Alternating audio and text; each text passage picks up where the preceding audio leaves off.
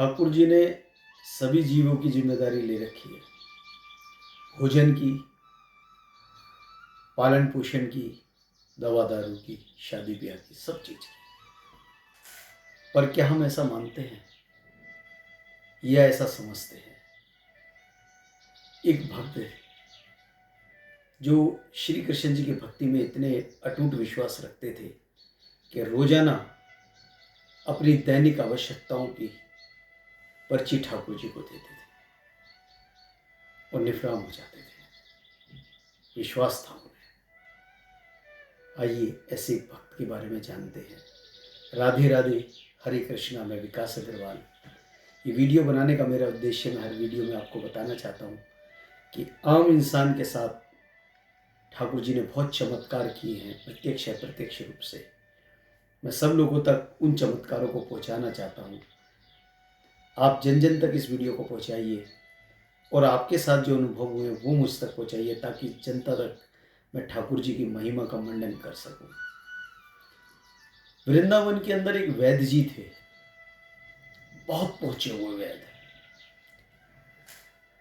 इतने, मतलब आज की भाषा में हम बोले तो इतने निपुण वैद्य थे वो कि बहुत से मरीजों की तो नाड़ी भी नहीं देखते थे और इलाज कर देते थे। और उनकी दवा के अंदर जो असर था ना, वो बेमिसाल था, अभूतपूर्व था। और होगा भी क्यों नहीं, क्योंकि वो दवा नहीं देते थे,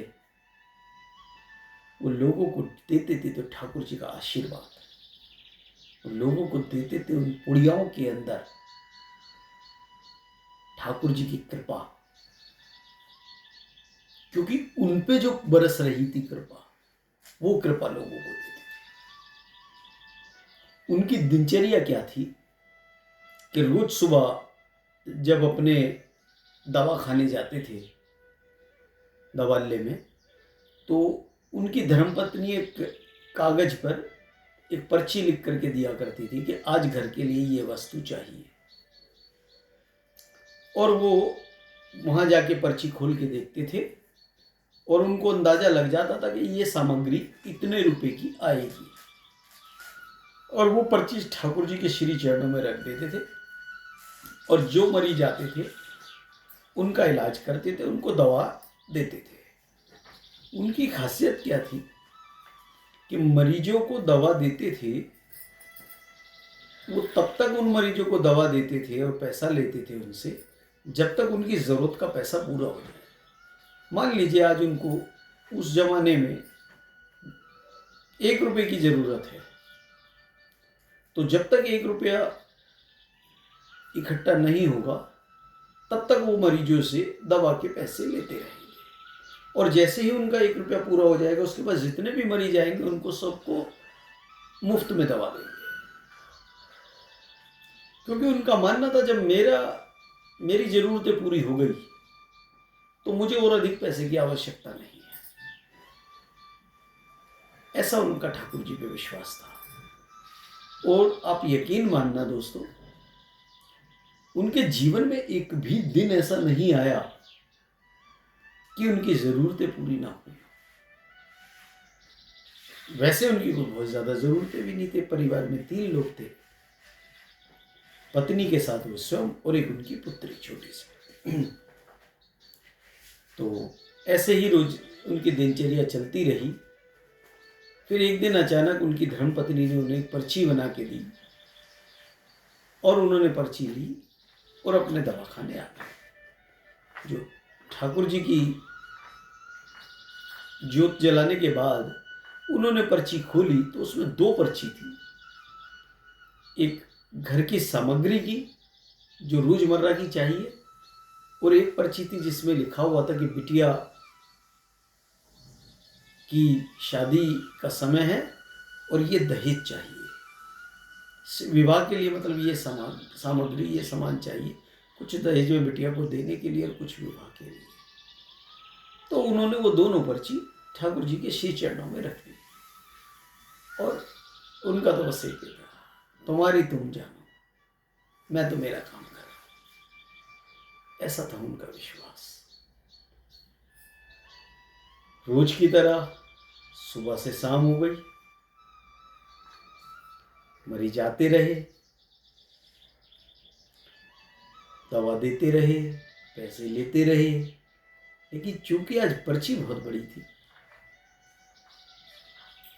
तो उनके दिमाग में विचार आया कि भाई इतनी बड़ी पर्ची है, आज ठाकुर जी इसका निवारण कैसे करेंगे।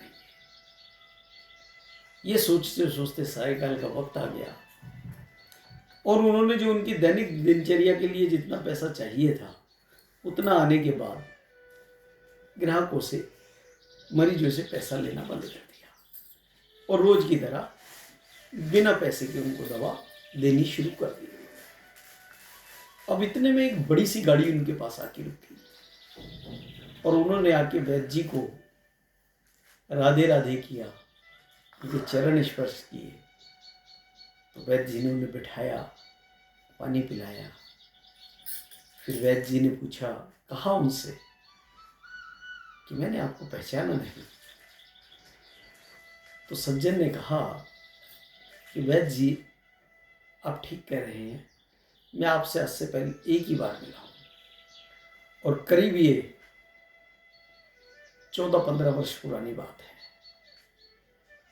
मैं यहाँ नहीं रहता, मैं इंग्लैंड में विदेश में रहता हूँ और मेरी बहन यहाँ रहती है जो कि विधवा है। मैं उनके पास आया जाया करता हूँ। मैं एक बार इसी रास्ते से अपनी बहन के घर जा रहा था तो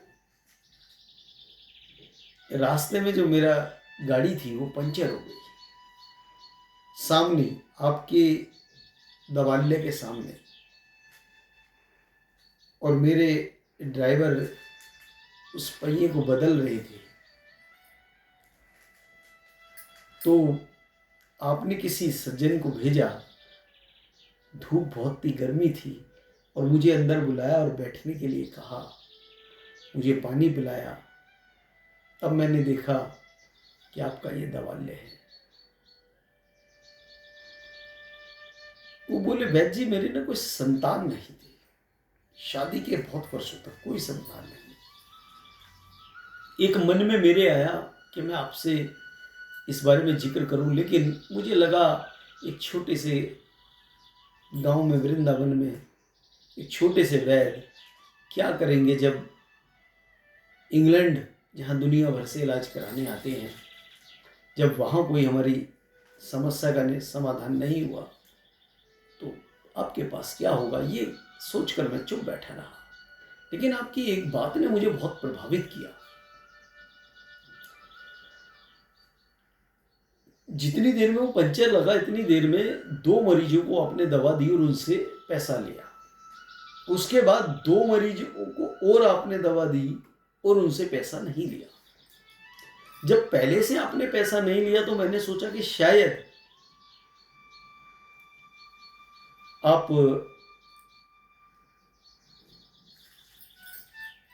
का कोई परिचित होगा, मित्र होगा, रिश्तेदार होगा, इसलिए आपने ली नहीं, पैसे नहीं लिए। लेकिन दूसरे मरीज से आपने पैसे नहीं लिए तो मेरे भाव बदल गए। जानते हो दूसरा मरीज कौन था? मैंने पूछा, नहीं। तो दूसरा मरीज मैं था। इतनी देर में बैठे बैठे आपके विचार सुनते मेरा मन बदल गया कि जहां इतने लोगों की दवा ली है तो मैं आपसे दवा लेता हूँ। मैंने आपको अपनी व्यथा बताई और आपने मुझे एक पे राधे राधे, एक पे कृष्ण कृष्णा, राधे कृष्णा लिख करके आपने मुझे 2 पुड़ियाँ, बड़ी बड़ी पुड़ियाँ बनाई और उनमें छोटी छोटी पुड़ियाँ थी कि ये दवा आप खाना और श्री जी का, ठाकुर जी का ध्यान करना। आपने मुझसे ये कहा।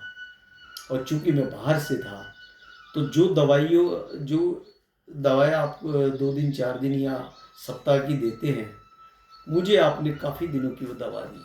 और जब मैंने आपको उस दवा का मूल्य देना चाहा तो आपने मना कर दिया।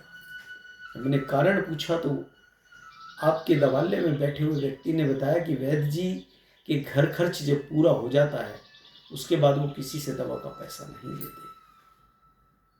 उस बात ने मुझे इतना प्रभावित किया मैं आपको बता नहीं सकता। जब मैं घर गया, मैंने अपनी धर्मपत्नी को दवा दी तो उन्होंने दवा लेने से साफ मना कर दिया। कह रहे बहुत दवा खा ली, बहुत लोगों को दिखा लिया, कुछ होता है नहीं, छोड़ो ये दवाई का चक्कर, शरीर भी खराब हो रहा है। फिर मैंने आपके व्यवहार के बारे में बताया तो सुन के मेरी धर्मपत्नी भाव विभोर हो गई। और वो ठाकुर जी की अनन्य भक्ति पहले से ही करते थे। राधे राधे जब उन पुड़ियों पे उन्होंने उठाया, देखा राधे कृष्णा लिखा हुआ, तो उनको यकीन हुआ, विश्वास हो गया मेरी धर्मपत्नी को कि ये दवा जरूर कारगर सिद्ध होगी। और उन्होंने खुशी खुशी से उस दवा को लेने का विचार किया। और आपकी दवा लेने के बाद हम आपकी दवा का पूरा भी नहीं कर पाए थे, उससे पहले ही मेरी पत्नी को गर्भ ठहर गया। आज मेरे 2 पुत्री और 1 पुत्र है। यहां आने का दोबारा मौका नहीं मिला, आज मौका मिला था।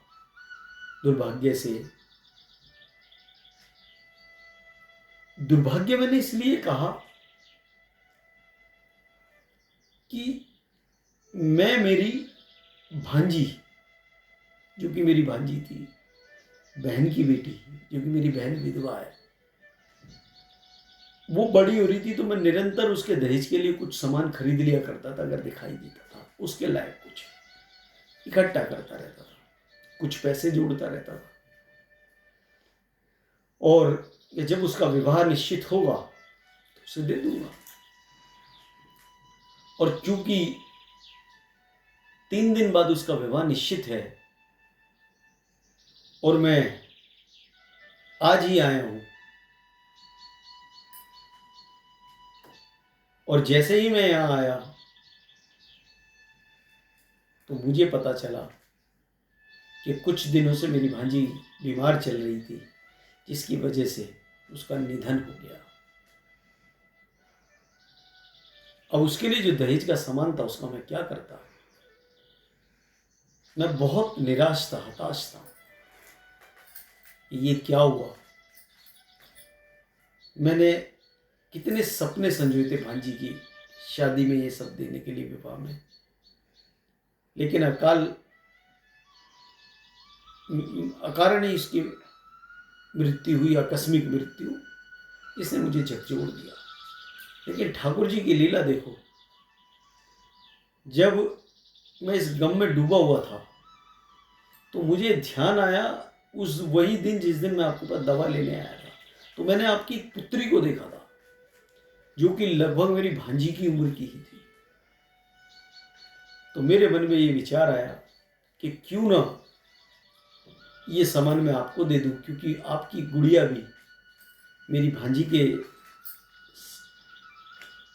बराबर है उम्र में और उसका भी विवाह का समय आ गया होगा, तो ये सामान उसके काम आ जाएगा।